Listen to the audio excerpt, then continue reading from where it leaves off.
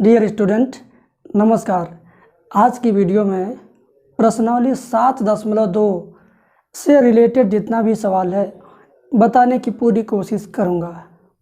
लेकिन कक्षा 10 के निर्देशांक ज्यामिति के प्रश्नावली 7.2 में कौन कौन सा सूत्र का इस्तेमाल होगा, कौन कौन से सूत्र को कैसे कैसे याद करने की टेक्निक अपनाएंगे कि सूत्र अगर भूल भी जाए तो उसको हम एक झटके में फिर से अपने आप याद कर लें और कभी ना भूलें।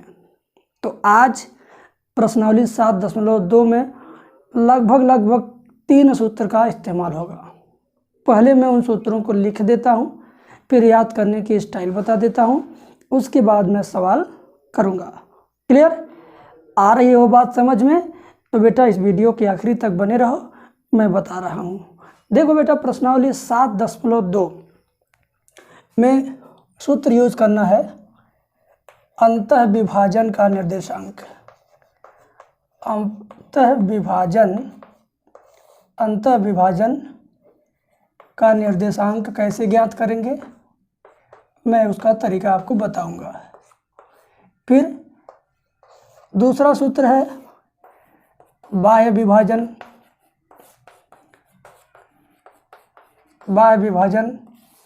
बिंदु का निर्देशांक। ठीक है, बड़ा आसान सूत्र है, मैं आपको याद करवा दूंगा गारंटी के साथ।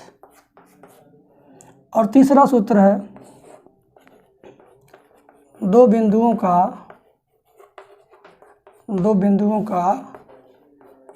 मध्य बिंदु कैसे निकालते हैं, इसका सूत्र क्या है। देखिए बेटा, पहला सूत्र अंतः विभाजन बिंदु, यहाँ लिख दें तो भी चलेगा, अगर नहीं लिखे हैं तो भी चलेगा। अंतः विभाजन बिंदु का निर्देशांक कैसे ज्ञात करोगे, थोड़ा साइज में बड़ा कोष्ठक बनाना। क्या बनाओगे? बड़ा कोष्ठक, मतलब कोष्ठक का साइज बड़ा हो। ठीक है, इसमें लिखेंगे mx प्लस mx बटे m plus m comma my plus my बटे m प्लस m। क्या हुआ? मैंने कोई कठिन चीज़ बताया ना, मैंने आपको बताया अंतः विभाजन का निर्देशांक ज्ञात करने का जो सूत्र है उसको पहले लिखने की स्टाइल क्या है, mx प्लस mx बटे m प्लस m। याद रहे कि m और x लिखते समय इनके बीच में थोड़ा स्पेस रहे, थोड़ा जगह रहे, बिल्कुल सटा के नहीं लिखना है। क्या लिखना है? mx प्लस mx बटे m plus m comma my plus my बटे m प्लस m। कुछ कठिन है? नहीं। क्यों नहीं है? क्योंकि भैया m m m m m m m m सब जगह केवल m है और x y है, बस। mx प्लस mx बटे m plus m, my plus my बटे m प्लस m। अब क्या करना है? अब लिखना एक बार 12 और एक बार 21। एक बार लिखना 12 लिख दिया, फिर लिखेंगे 21, फिर लिखेंगे 12, फिर यहाँ पर शुरू करेंगे 12 21 12 12 21 12 12 21 12 12 21 12। ये सूत्र आपका कंप्लीट हो गया। याद करने की झंझट से छुट्टी। अब बेटा यही सूत्र बाह्य विभाजन का निर्देशांक ज्ञात करने के लिए हम यही सूत्र लिखेंगे, बस यहाँ जहाँ जहाँ प्लस है वहाँ माइनस कर देंगे, बस बाह्य विभाजन वाला बन गया। जहाँ जहाँ प्लस है वहाँ माइनस करेंगे और लिखेंगे उसी स्टाइल में। क्या? mx माइनस mx बटे m minus m comma my minus my बटे m माइनस m। ठीक है, फिर वही काम 12 21 12 12 21 12 12 21 12 फिर 12 21 12, बस आपका ये दूसरा सूत्र तैयार। अब आपको याद करने के लिए जैसे मैं बताया हूँ वैसे आप वीडियो को बिना देखे 5 बार खुद से रफ पर लिख करके अभ्यास कर लो, जीवन भर नहीं भूलेगा। अब दो बिंदुओं का मध्य बिंदु का निर्देशांक कैसे निकालेंगे? दो बिंदुओं का मध्य बिंदु x1 प्लस x2 बटे 2 कामा y1 प्लस y2 बटे 2, बस x1 प्लस x2 बटे में 2, y1 प्लस y2 बटे में 2, बटे में नीचे क्या रहेगा? अरे जितना पद ऊपर जोड़ा गया है उतना ही बटे में रहेगा, जितना ऊपर जोड़ा गया है उतना ही नीचे रहेगा। अब लगता है मुझे कि आपने इन तीनों सूत्रों को अपनी कॉपी में लिख लिया। नहीं लिखे हैं तो लिख लीजिए, वीडियो रोकिए बटन दबाइए, लिख लीजिए, ठीक है। अब मैं आगे बढ़ता हूँ सवाल की तरफ। अब देखिए मैं सवाल आपको किस तरीके से बताऊंगा। देखिए मेरा वीडियो जब भी देखिए जल्दीबाजी में मत देखिए, जल्दीबाजी में देखेंगे तो आप ही का नुकसान होगा। आपने फीस पेड किया होगा,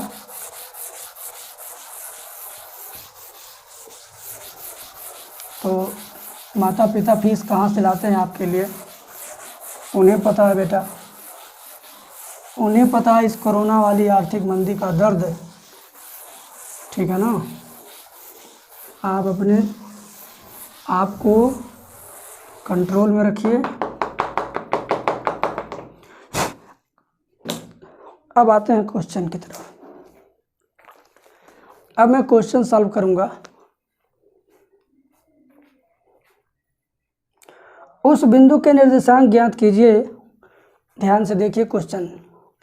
उस बिंदु के निर्देशांक ज्ञात कीजिए जो बिंदुओं -1, 7, पहला सवाल है -1, 7 और 4, -3 को मिलाने वाले रेखाखंड को 2:3 में विभाजित करता है, 2:3 में विभाजित करता है। और ये प्रश्नावली चल रही है कौन सी? 7.2, ठीक है। बड़ा अच्छा सवाल है और जो मैंने सूत्र बताया आपको अभी उसी पर इसको करना है। कैसे करेंगे देखो, ये जो दिया है ये क्या क्या है, ये जो दिया है ये क्या क्या है, यह जो दिया है यह क्या क्या है। पहले मैं इसी बात को बता देता हूँ। ये है x1 और ये है y1, ये है x2, ये है y2 और ये है m1 और ये है m2।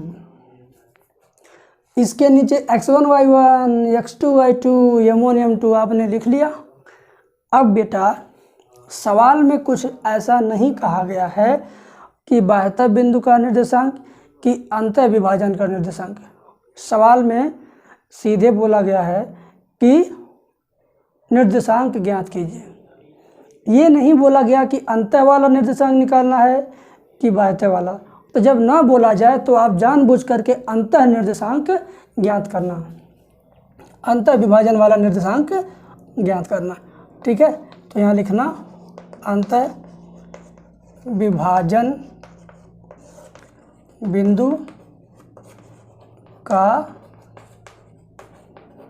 निर्देशांक बराबर वही सूत्र लिखने की स्टाइल जो अभी मैंने बताया है शुरुआत में। क्या? mx प्लस mx बटे m plus m comma my plus my बटे m प्लस m।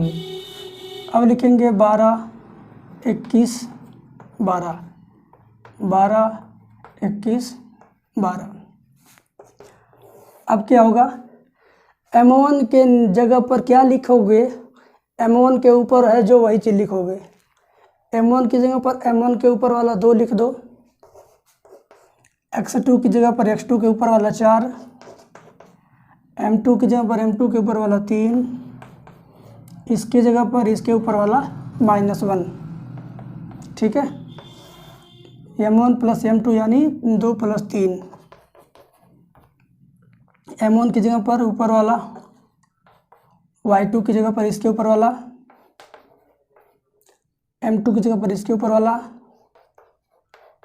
y1 की जगह पर इसके ऊपर वाला 7, नीचे M1 M2 2 3, ठीक है। अब क्या होगा, 2 चौक 8, 3 का -3,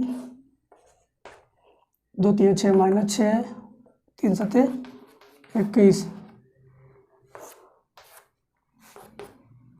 8 में 3 जा 5 बटे 5 काटेंगे 1, 8 में से 3 घटेगा 5 में से बटे में 5, 5 5 काटा 1, 21 में से 6 जाएगा 15, 15 को 5 से काटेंगे तो 3। ये हुआ आपका आंसर, ठीक है। तो पहले सवाल का आंसर आ गया, समझ गए। अब बढ़ेंगे अगले सवाल की तरफ। आ जाते हैं सवाल नंबर 2 पर। बड़ा ही अच्छा सवाल है, बहुत बढ़िया सवाल है। देखिए, कहता है कि बिंदुओं 4, -1, -2, -3, 4, -1, -2, -3 को जोड़ने वाले रेखाखंड को समत्रिभाजित करने वाले बिंदुओं के निर्देशांक ज्ञात कीजिए। समत्रिभाजित, समत्रिभाजित, इस बात से, इस शब्द से पता चलता है कि 3 भागों में बांटने वाला। और समत्रिभाजित, समत्रिभाजित का मतलब हुआ कि बराबर बराबर 3 भागों में बांटने वाला बिंदु का निर्देशांक ज्ञात करना है। मान लीजिए कि यह रेखा है, ठीक है, AB, यहाँ पर एक बिंदु है, यहाँ पर एक बिंदु है। अब इस रेखा को 3 भागों में बराबर बराबर बांटने वाले बिंदुओं के निर्देशांक ज्ञात करना है। तो इस रेखा को अगर 3 भागों में बराबर बराबर बांटना है तो इसमें बीच बीच में 2 बिंदु, यह दोनों बिंदु P और Q, यह दोनों बिंदु P और Q इस पूरी रेखा को 3 बराबर भागों में क्या कर रहे हैं, बांट रहे हैं। तो P के लिए हम क्या करेंगे, ये P लिखा मैंने, P के लिए क्या करेंगे, जब P को ज्ञात करेंगे, जब P का निर्देशांक ज्ञात करेंगे तब अनुपात 1 और 2, M1 M2 नहीं पता है ना, मैं बताता हूँ। जब P की बात करेंगे तो 1 खाना, 2 खाना, 3 खाना है, 3 भाग है ना टोटल। जब P की बात करेंगे तो P पहला भाग और P से लेकर B तक कितने भाग, 2 भाग, यानी यहाँ से यहाँ तक 1 भाग और यहाँ से यहाँ तक 2 भाग। 1 भाग 2 भाग, 1 भाग 2 भाग का मतलब 1:2, 1:2। P को ज्ञात करने के लिए हम P बिंदु के लिए, P बिंदु के लिए M1 संबंध M2 बराबर 2, 1 संबंध 2। ये कैसे पता चला बाबू, P बिंदु के लिए हमने पूरी रेखा को 3 बराबर भागों में समत्रिभाजित किया, जैसा कि क्वेश्चन में दिया है। तो जब P को ज्ञात करेंगे तो ये पहला भाग और P से लेकर B तक 2 भाग और है, तो 1 भाग और इधर का टोटल 2 भाग, 1 और 2, 1 और 2, 1 और 2, ठीक है। अब क्या करेंगे, सूत्र लगाएंगे, विभाजन बिंदु, विभाजन बिंदु, अंतः विभाजन बिंदु बराबर वही सूत्र mx + mx बटे m + m।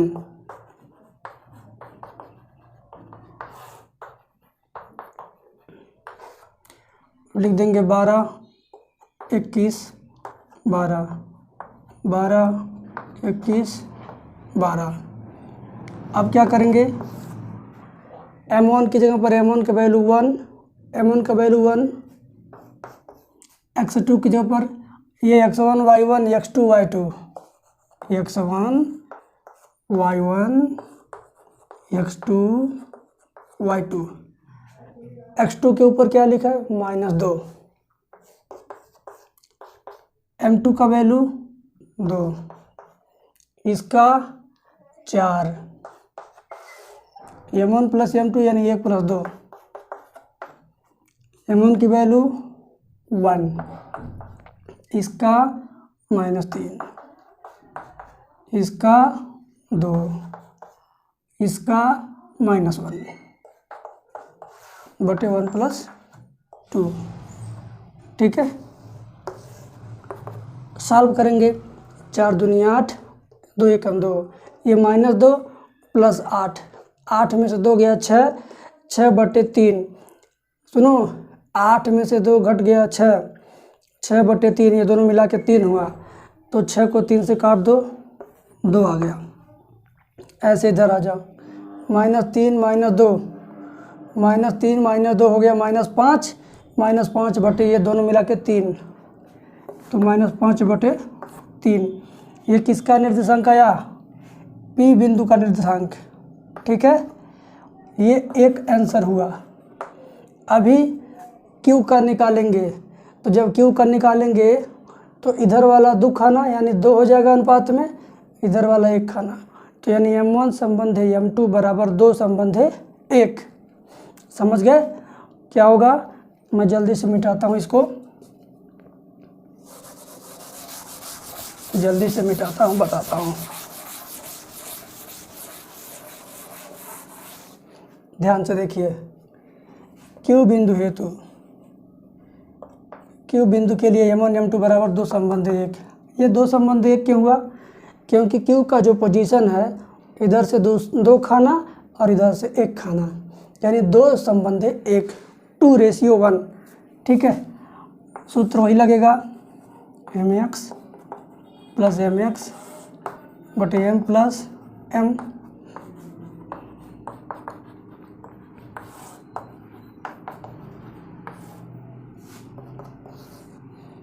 बारह 21 12। ठीक है, ठीक है। m1 की वैल्यू देखो 2 हो गया, x2 की वैल्यू -2, m2 की वैल्यू 1, x1 की वैल्यू 4, 1 + 2, सॉरी 2 + 1। ठीक है ना, पहले 2 है तब 1 है, तब 2 + 1। m1 की वैल्यू 2, y2 की वैल्यू क्या है? यहाँ पर है -3, m2 की वैल्यू क्या है? 1, y1 का वैल्यू क्या है? -1। अब देखो, 2 दूनी 4, -4, 4 एकम 4 + 4, तो -4 + 4 ऊपर हुआ 0, 0 में कुछ भी भाग देगा तो 0 ही आएगा। इधर क्या होगा? 2 3 6 -6 और -1, तो -6 -1 -7 हो गया, 7 बटे 3। एक आंसर ये हुआ, ये Q का निर्देशांक आया। ठीक है, तो प्यारे बच्चों, आपने देखा कि बिंदु P का निर्देशांक, Q का निर्देशांक हमने कैसे कैसे निकाला। अब आगे बढ़ेंगे अगले सवाल। प्यारे बच्चों, सवाल नंबर 3 बहुत ज़्यादा मज़ेदार है और आसान भी है।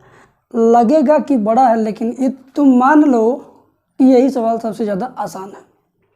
अगर मान लोगे तो समझ लो कि मज़ा आ जाएगा। मान लो कि ये सवाल सबसे ज़्यादा आसान है। ठीक है, मान लिया तुमने। अब मेरी बात सुनते रहो, समझते रहो, आसानी से समझ में आ जाएगा। लिखा गया है कि आपके स्कूल में खेल कूद क्रियाकलाप आयोजित करने के लिए एक आयताकार मैदान ABCD में चूने से परस्पर 1 मीटर की दूरी पर पंक्तियां बनाई गई हैं। मतलब आपके स्कूल में बहुत बड़ी फील्ड है, तो चूना गिरा गिरा करके इसे लाइन खींचा गया है। 1-1 मीटर दूरी पर चूना गिरा गिरा के लाइन खींचा गया है। जैसे 15 अगस्त 26 जनवरी को चूना गिरा गिरा के बनाते हैं ना सब डिजाइन रास्ता, वैसे ही सीधे सीधे लाइन खींची गई है। हो सकता है कि बच्चों को इन लाइन पर दौड़ाया जाए। ठीक, ऐसा कुछ सीन है। अब क्या है, AD के अनुदिश परस्पर 1 मीटर की दूरी पर 100 गमले रखे गए हैं, जैसा कि चित्र में दिखाया गया है। A से D की तरफ पहली लाइन में 1-1 मीटर पर 1-1 गमला रखा गया है। गमला में पौधा है, पौधा पौधा पौधा पौधा पौधा पौधा, ऐसे 100 पौधा रखा हुआ है। 1-1 मीटर दूरी पर सजाया गया है, पौधा रख करके एक लाइन। ठीक है, अब क्या होता है, निहारिका दूसरी पंक्ति में AD के 1/4 भाग के बराबर दूरी दौड़ती है और वहाँ एक हरा झंडा गाड़ देती है। इस बात को समझो, निहारिका एक लड़की का नाम है। वो लड़की क्या करती है, एडी के 1/4 भाग के बराबर की दूरी दौड़ती है, वहाँ जाकर के एक झंडा, हरियर झंडा गाड़ देती है। हरे कलर का झंडा क्या करती है, गाड़ देती है। ओ निहारिका जो दूसरी पंक्ति में एडी के 1/4, यानी निहारिका लड़की है दूसरी लाइन में जिस पर चूना गिरा है ना, लौटती है हाथ में हरा झंडा लेकर के और दौड़ करके सर देना निकलती है और दौड़ते दौड़ते जाती है एक जगह, उसी हरा झंडा गाड़ देती है।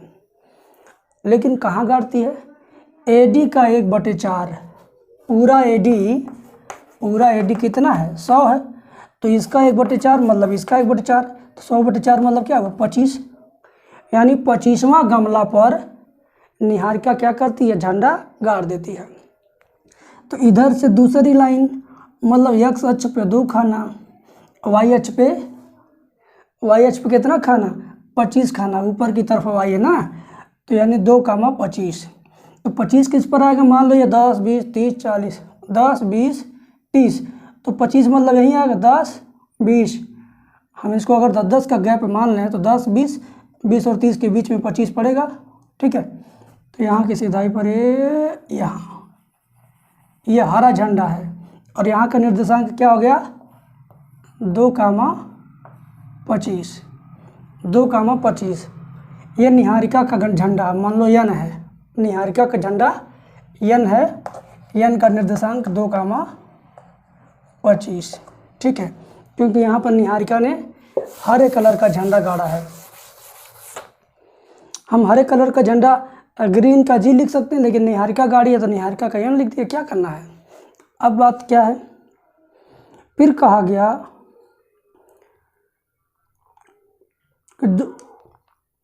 सुनिए, प्रीत 8वीं पंक्ति में एडी के 1/5 भाग के बराबर दूरी दौड़ती है और वहाँ एक लाल झंडा गाड़ देती है।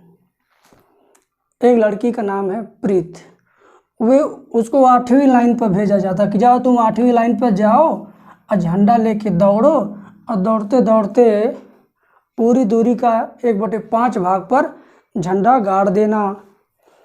तो भाई पूरी दूरी 100 है, तो 100 का 1/5, 5 से 100 को काटेंगे तो 20 आएगा, तो ये 10 है, ये 20 है, यानी इस सिधाई पर,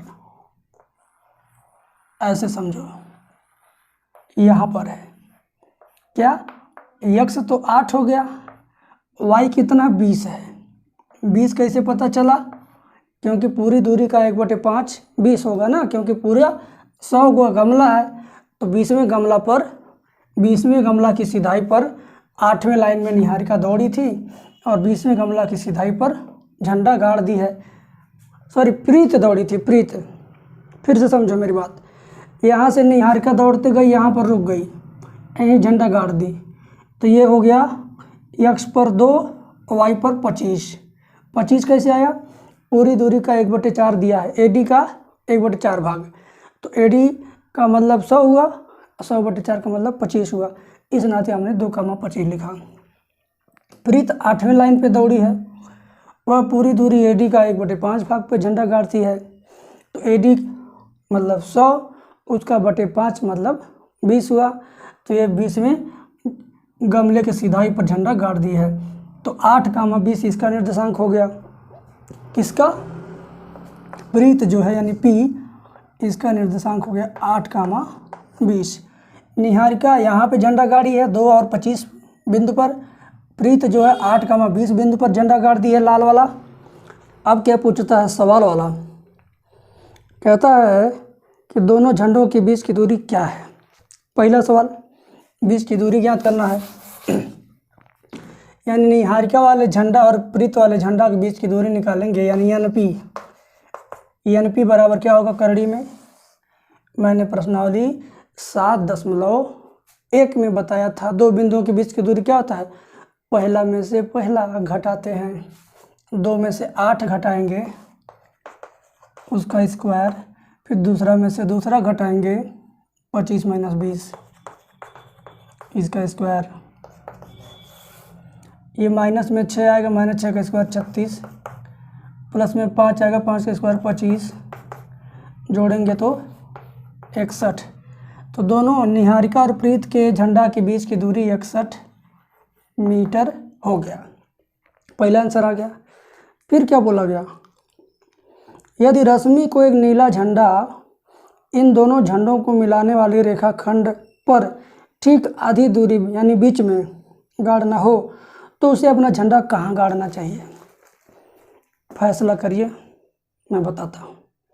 रश्मि एक लड़की है जिससे बोला गया कि तुम एक ऐसा जगह चुनो कि निहारिका वाला झंडा और प्रीत वाला झंडा, इसको मिलाने वाली जो रेखा है इसके ठीक बीचों बीच तुम झंडा गाड़ दो। ठीक है, बीचों बीच जब झंडा गाड़ोगे तो उसका निर्देशांक क्या होगा? ठीक है ना, यह पूछा गया है। तो भाई निहारिका और प्रीत के बीचों बीच का मतलब मध्य बिंदु यानी रश्मि आर बिंदु को ज्ञात करना है।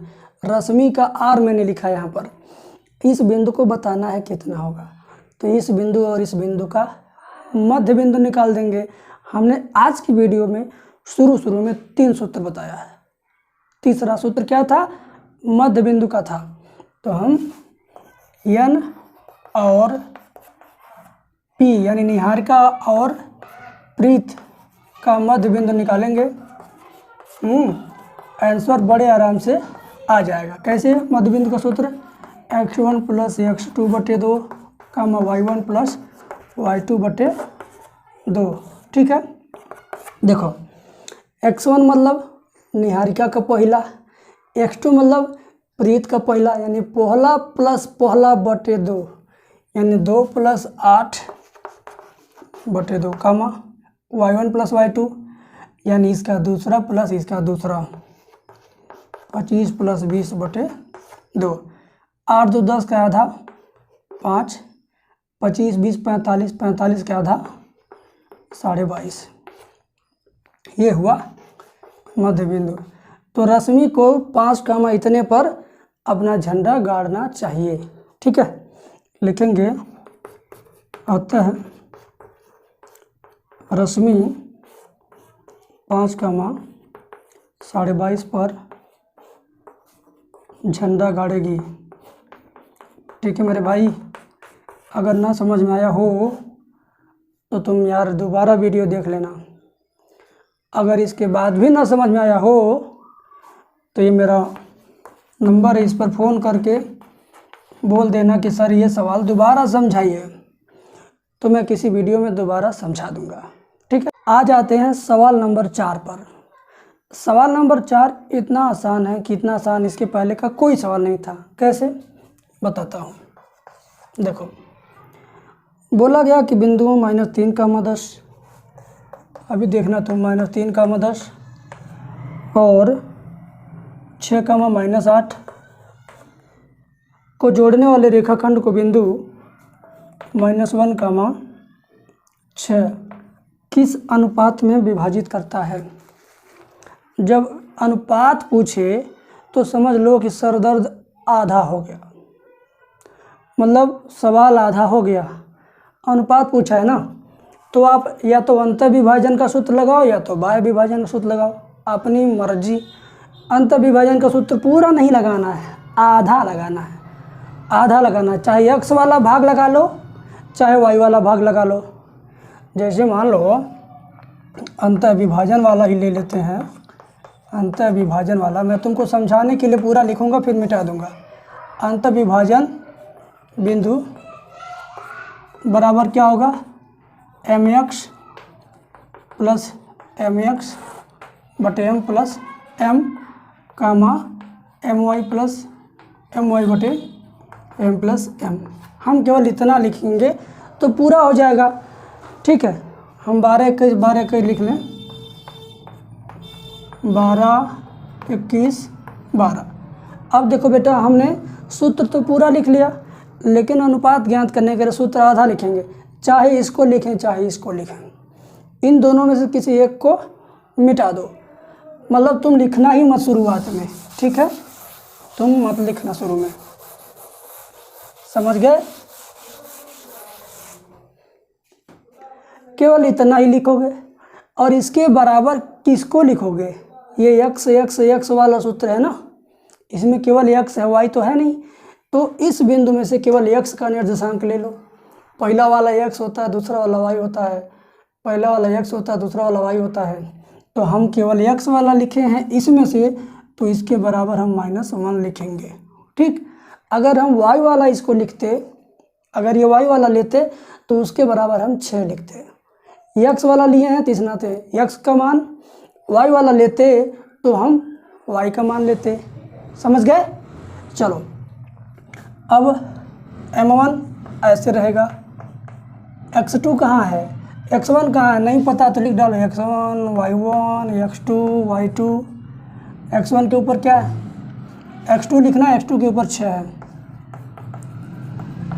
x1 के ऊपर क्या है, -3 है। m1 + m2, ठीक है, बराबर -1।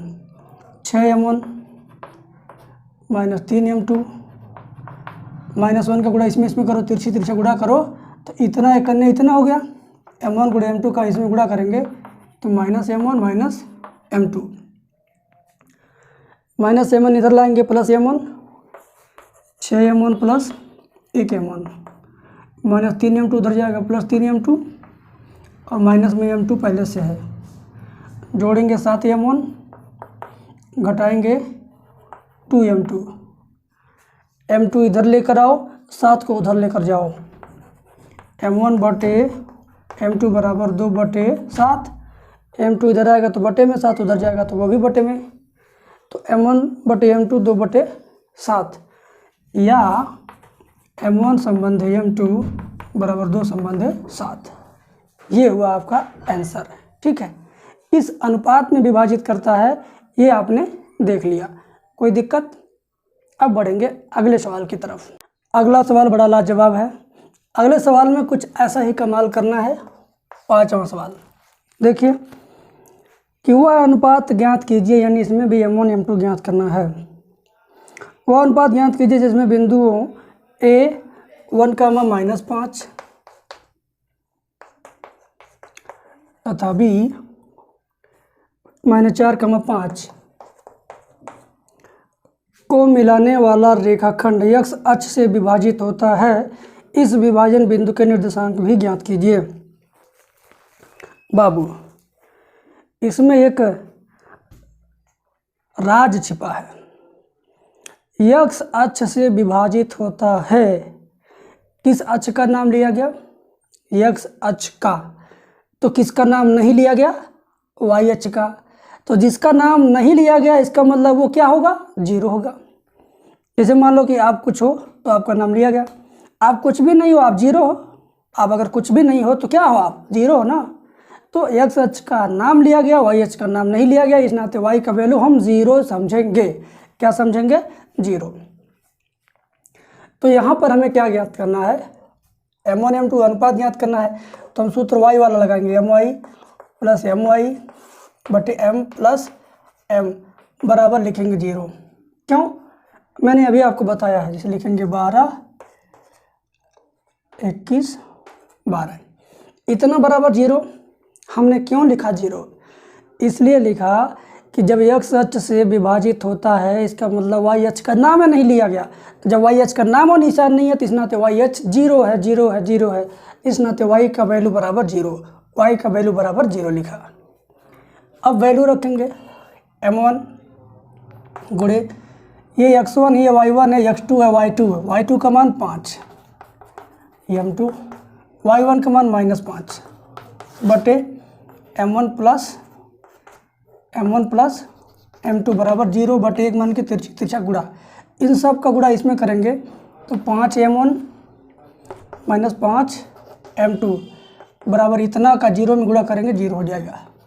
5m1 बराबर 5m2, m2 इधर लाओ, m1 बटे m2 बराबर 5 बटे 5, m1 बटे m2 बराबर 1 बटे 1, 5 5 कट गया, 1 आ गया। तो m1 रेशियो m2 बराबर क्या होगा? 1:1। m1 संबंध है m2 बराबर 1 संबंध 1। हमने तो अनुपात ज्ञात कर लिया, लेकिन सवाल में कुछ और भी कहा गया है कि इस विभाजन बिंदु के निर्देशांक बिंदु भी ज्ञात कीजिए। तो इस विभाजन बिंदु के निर्देशांक बिंदु ज्ञात करने के लिए क्या करेंगे, पूरा सूत्र लगाएंगे। m1 mx प्लस mx बटे m plus m my plus my बटे m प्लस m। ठीक है, 12 21 12 12 21 12। अब देखो m1 का मान 1, x2 का मान x1 y1 x2 इस पर आ रहा है ना, -4, m2 का मान 1, x1 का मान x1 ये है 1 बटे 1 प्लस 1 यानी 1 प्लस 1 2 हो गया, डायरेक्ट लिख दो। m1 का मान 1, y2 का मान ये हो जाएगा 5, m2 का मान 1, y1 का मान हो जाएगा -5 बटे 1 2। अब देखो -4 हो गया और +1 हो गया, -4 और 1 क्या करने 1 में से 4 घटेगा तो -3 बटे में 2 कामा ये 0 है, ये तो 0 होना ही था। अरे 5 कम +5 और -5 एकम -5 +5 -5 0, 0 बटे 2 रहेगा तभी 0। मैंने आपको शुरुआत में बोला था कि जिस अक्ष का नाम नहीं लिया गया वो क्या हुआ, 0 हुआ। तो हम इसको लिखे, इसका कैलकुलेशन किए तब भी हमें 0 ही मिला। तो एक आंसर ये है, ठीक है। और ये एक आंसर ये है, एक संबंध है 1, m1 m2 एक संबंध है 1 और बिंदु है -3 बटे 2 0। ठीक है, आई बात समझ में, आ गई बात समझ में। चलो बेटा आगे बढ़ेंगे अगले सवाल की तरफ। अब सवाल नंबर 6 तो बहुत ज़्यादा कमाल का है।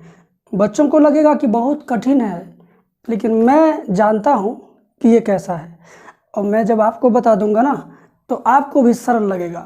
तो ज़रा ध्यान से देखिए, पूरा सवाल देखिए और बताइए मुझे कैसा लगा। यदि बिंदु 1, 2 4, y x, 6 और 3, 5 इसी क्रम में लेने पर एक समांतर चतुर्भुज के शीर्ष हो तो x और y ज्ञात कीजिए। बहुत सुंदर सवाल, बहुत आसान सवाल। समांतर चतुर्भुज ऐसा होता है, ठीक है। मान लो ABCD है, ए की जगह पर ये B है, ये C और ये D लिख दो, 1 2 4y x 6 3 5। बाबू ये कहता है कि ABCD समांतर चतुर्भुज के शीर्ष हैं तो x और y का मान क्या होगा।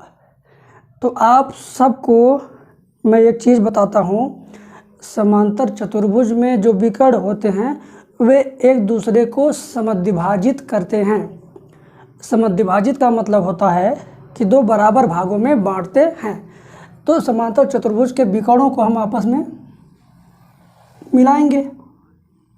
जब मिलाएंगे तो ये दोनों, ये जो रेखा है आधे आध पर यहाँ कट रही है और ये जो रेखा है ये भी आधे आध पे कट रही है। यहाँ पर मान लीजिए बिंदु P दे दिया गया, तो अगर हम D का और B का मध्य बिंदु निकालें तो P का निकल जाएगा, अगर हम A और C का निकालें तो भी P का निकल जाएगा। यानी BD का मध्य बिंदु उतना ही होगा जितना AC का मध्य बिंदु होगा ना।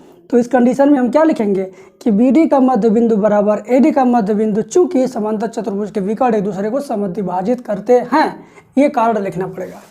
लेकिन चूंकि AD का मध्य बिंदु बराबर AD नहीं AC लिखेंगे ना, AC का मध्य बिंदु बराबर BD का मध्य बिंदु, ठीक है। क्यों ऐसा? क्योंकि समांतर चतुर्भुज के विकर्ण एक दूसरे को समद्विभाजित करते हैं। यहाँ लिखेंगे चूंकि समांतर चतुर्भुज के विकर्ण परस्पर समद्विभाजित यहाँ लिखा समद्विभाजित करते हैं, ठीक है। ये कारण लिखना होता है। अब AC का मध्य बिंदु क्या होगा? मैंने इसी वीडियो में शुरुआत में 3 सूत्र बताया ना। तो तीसरा सूत्र क्या था? मध्य बिंदु वाला था। तीसरा सूत्र क्या था? मध्य बिंदु। AC का मध्य बिंदु कैसे निकलेगा? इसका पहला प्लस इसका पहला बटे 2। A का पहला 1 है और C का पहला x है, 1 प्लस x बटे 2 का मान A का दूसरा और C का दूसरा 6, इसका दूसरा 2 है और C का दूसरा 6 है, तो 2 प्लस 6 बटे 2। AC के मध्य बिंदु को मैंने लिखा बराबर BD का मध्य बिंदु निकालो।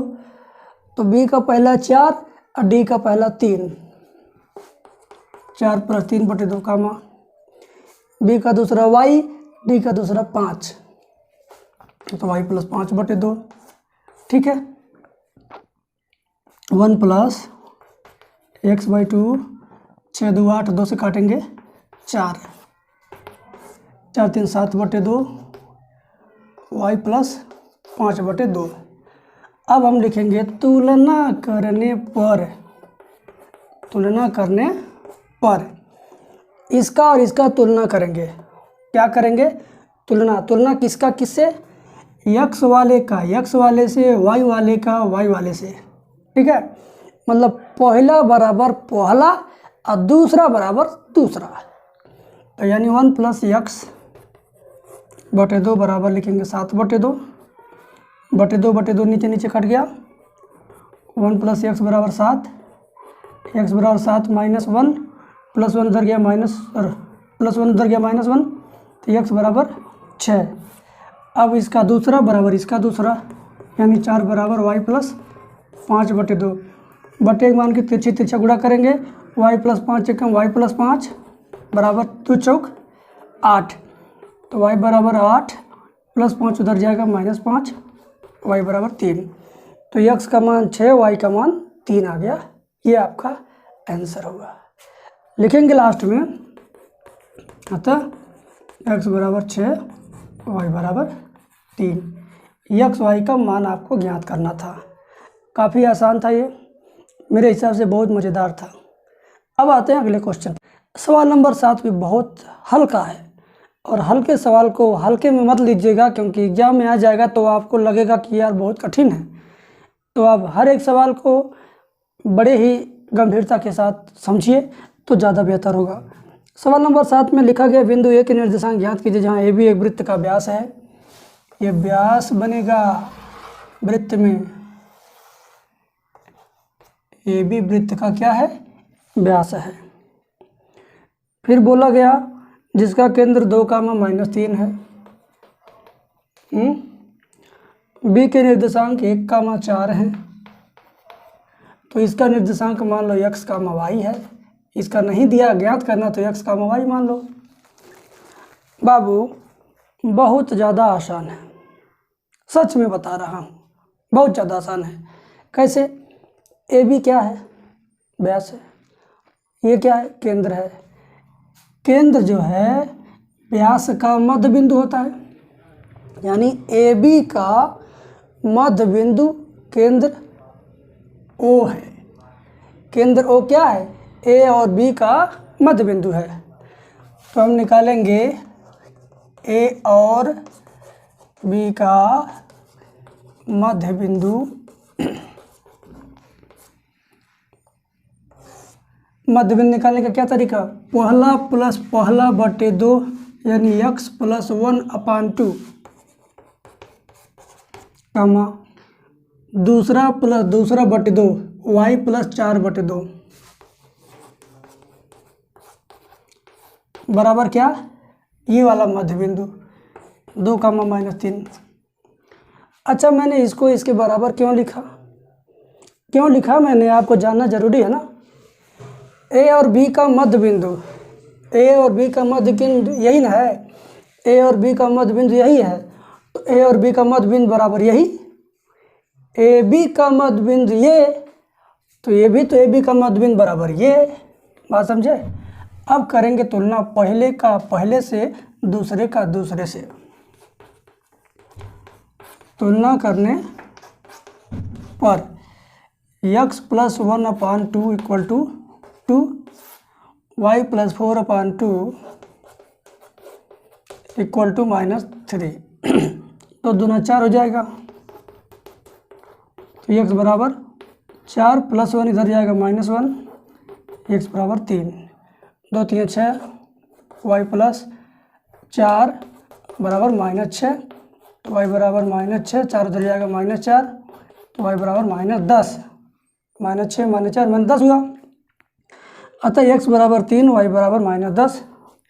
अतः a का निर्देशांक कितना आया, पहले x वाला मान लिखेंगे 3, -10, 3, -10, बस हो गया आंसर। अब आगे बढ़ेंगे अगले सवाल की तरफ। सवाल नंबर 8 में भी एक स्पेशल खासियत है, उस खासियत को समझ जाओगे तो सवाल आसान हो जाएगा। सवाल नंबर 8 देखो क्या कहता है। कहता है कि a और b क्रमशः -2 और 2 -4 है। दो बिंदु हैं, एक a है और एक b है।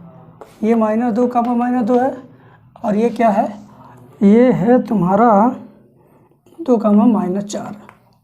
ठीक है, एक यहाँ बिंदु, एक यहाँ बिंदु है। अब इसमें क्या करना है कि तो P का निर्देशांक ज्ञात कीजिए ताकि AP बराबर 3/7 AB। इसी A और B के बीच में एक जगह P है, ठीक है ना, तो इसका निर्देशांक ज्ञात करना है।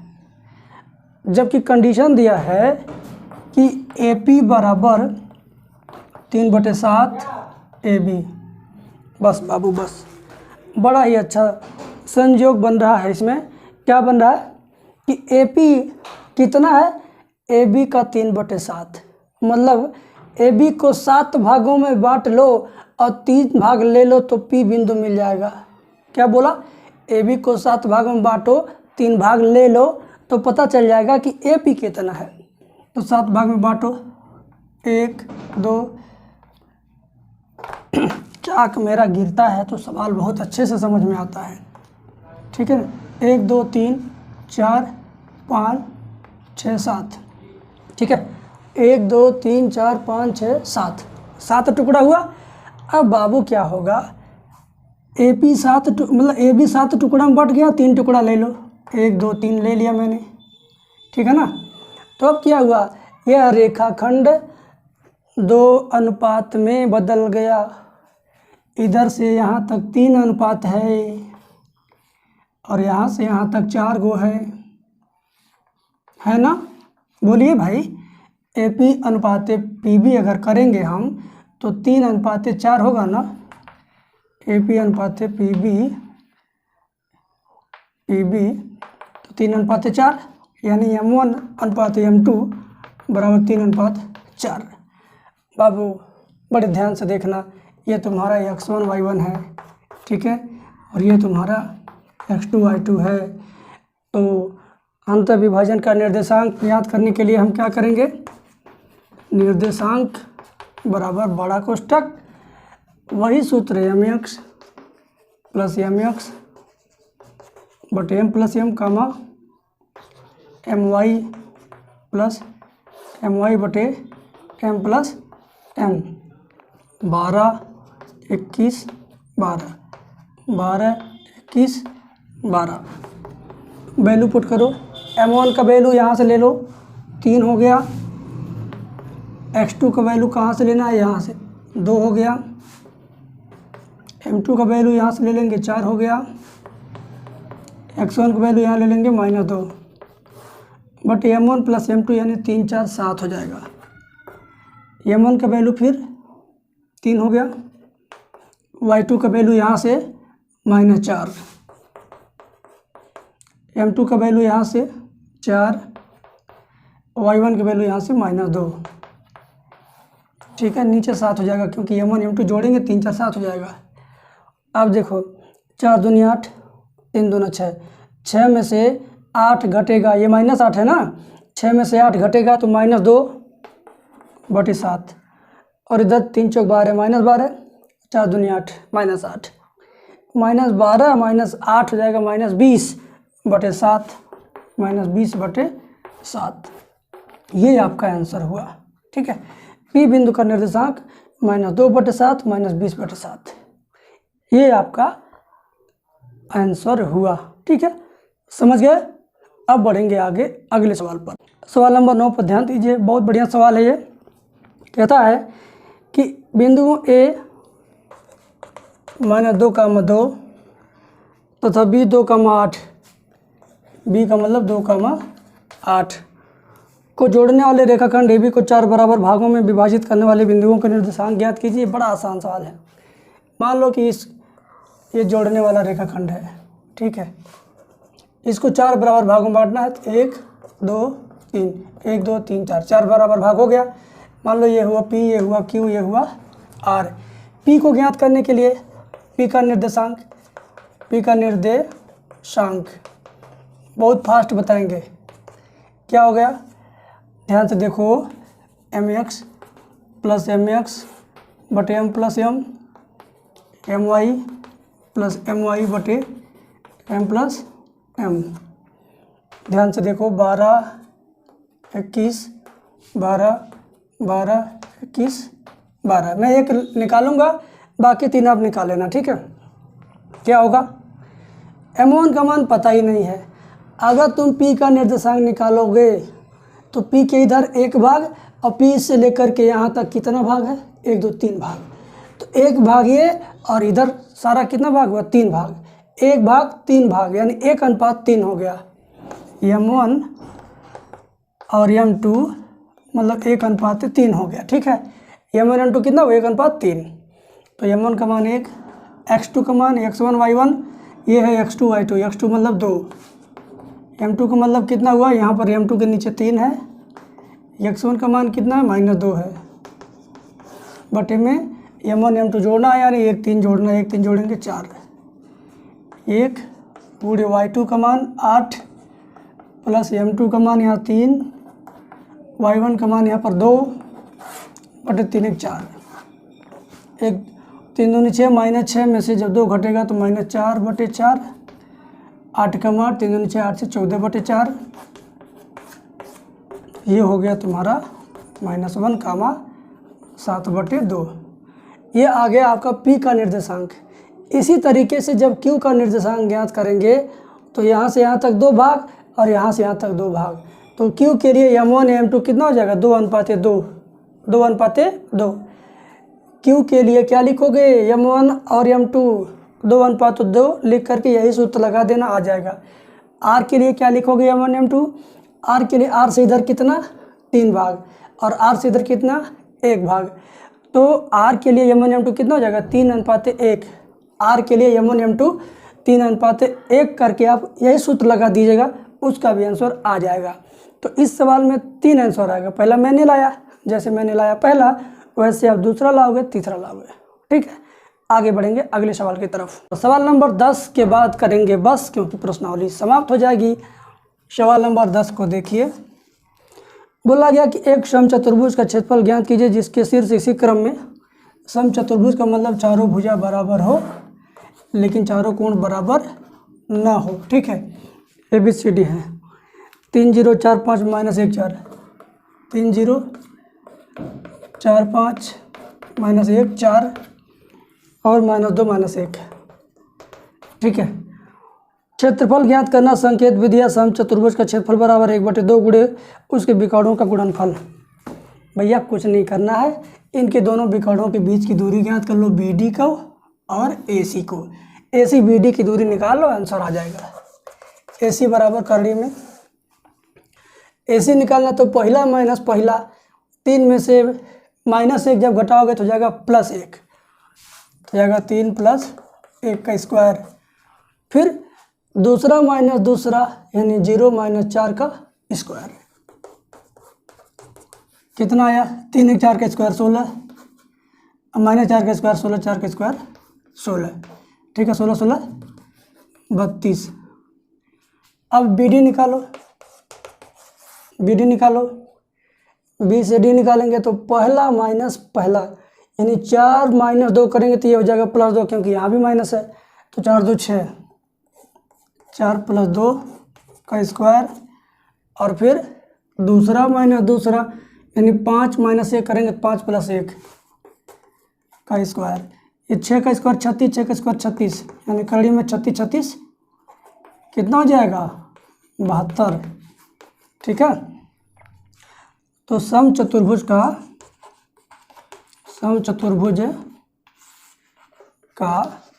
क्षेत्रफल बराबर 1/2 ब्रैकेट में विकर्णों का क्या चीज़ है फार्मूला, विकर्णों का गुणनफल। ठीक है, बड़ा बढ़िया सवाल है ये। 1/2 पहला विकर्ण कौन है, AC का वैल्यू करड़ी में 32। दूसरा विकर्ण कौन है, BD का वैल्यू करड़ी में 72। ठीक है, अब क्या होगा 1/2, 16 दूना 32 होता, 16 बाहर आ जाएगा, 6 कड़ी में 2, 36 दूना 72 होता, 36 बाहर आ जाएगा, हो जाएगा 6 कड़ी में 2।